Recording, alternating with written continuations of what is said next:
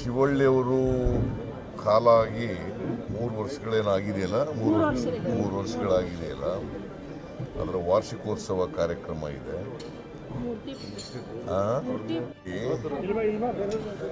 ಶಿವಳ್ಳಿಯವರು ಕಾಲ ಆಗಿ 3 ವರ್ಷಗಳೇನಾಗಿದೆಯಲ್ಲ, ಮೂರು ವರ್ಷಗಳಾಗಿದೆಯಲ್ಲ, ಅದರ ವಾರ್ಷಿಕೋತ್ಸವ ಕಾರ್ಯಕ್ರಮ ಇದೆ.